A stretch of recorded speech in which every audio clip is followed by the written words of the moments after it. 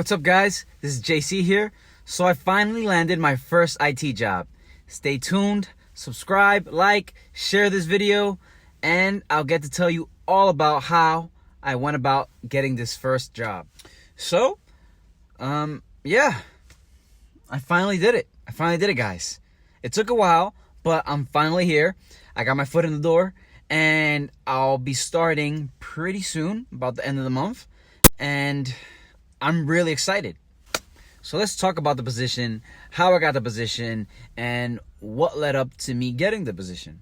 Because it's not just, having that opportunity, but also the work that comes before it, right? So the position itself is Junior Network Specialist, and I'd be working for a school district. I'd be doing a lot of the level 1 network troubleshooting, a lot of the help desk work that does come with it. But as it is an entry-level position, you would be learning a lot, and it does revolve around networking. So there's a lot of learning to be done there. The job did take a while to get. I'd say it has been about a year, since I've been searching, I've been applying. I got my A+, I got my Network Plus, I got a couple other certifications, mostly Apple certifications, but I got those. And ever since then, I've been applying to jobs, a lot of help desk jobs. I've applied to a few network-related positions, but never really had any luck in landing a phone screen or an interview, a one-on-one in-person interview.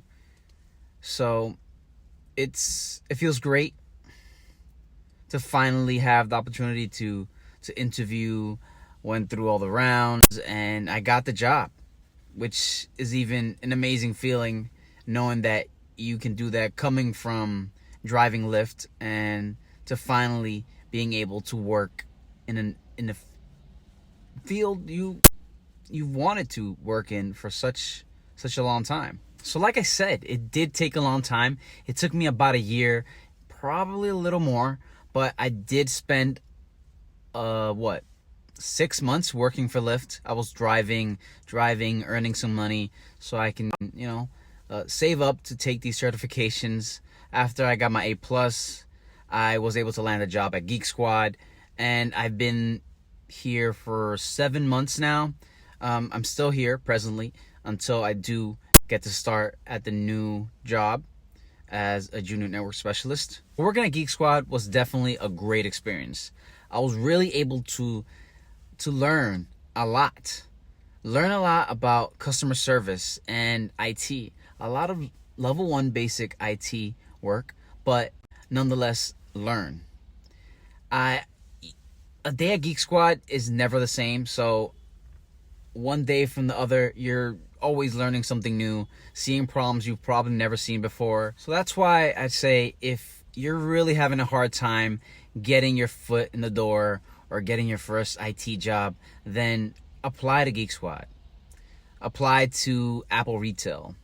You'll learn something you'll probably never learn anywhere else, which is customer service. There's customer service to learn by the boatload. You just be learning day in and day out. There's so much learning to do. It's something that's really an essential tool when you are applying to these jobs. Now, I know you can learn to better your customer service skills elsewhere, but working at Geek Squad or Apple Retail and being around tech while bettering your customer service skills does look a lot better, at least in my opinion, on your resume than does, say, working for a cell phone shop or a clothing store. So another part of me getting that job was my resume. My resume at first was terribly organized and had a bunch of mistakes, which I should have cut onto, but I didn't.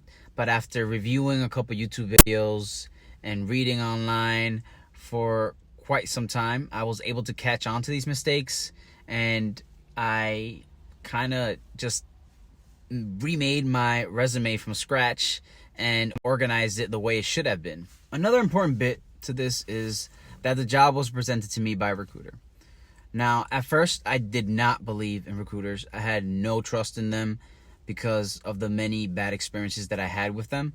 But I finally got to meet one who really put that effort in and just constantly stayed with me and worked with me to better my candidacy towards positions that I had the ability to apply to. So in the past, part of why I had no trust in these recruiters was because they would constantly call my phone. They would present these jobs that I had no business applying to, jobs that required 10, 15 years of experience. It made no sense for somebody who had access to my resume. They just kept going at it, and I kind of lost trust in them. I had some who did present jobs that I had the requirements and was able to apply to, but they would either ghost me or never get back to me. Until I finally met someone who was able to put that effort in and showed me that they could really get the job done for me.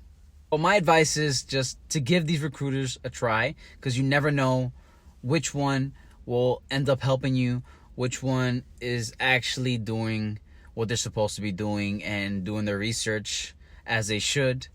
And just keep applying to jobs. Just keep applying. I've been applying for about a year, and I finally landed this opportunity. So if I can do it, you can definitely do it. So like I said, just keep applying. I've been to I don't know how many interviews, a couple final round interviews, never landed a job. So many phone screens. I probably can't even remember half of them. But job hunting, it's a job in itself. So you really have to get good at these phone screens. So the more practice, the more you do of them, the better you get at them. And the more interviews you go to, the better you do get at them. And you always have to have a game plan when you do go to these interviews. You want to present your best self. And that's something that you really have to work on, always. Just keep that in mind. Before I do end the video, I say always send a thank you letter, especially after the first round and final round interviews. Send those thank you letters, incorporate a little bit of what you guys discussed in the interview itself. And you can always ask for feedback.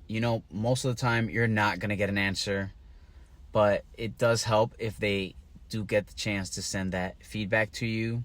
You can always learn from that. Try to keep it as professional as possible. Never be upset if you don't get the job. There's always another opportunity somewhere else.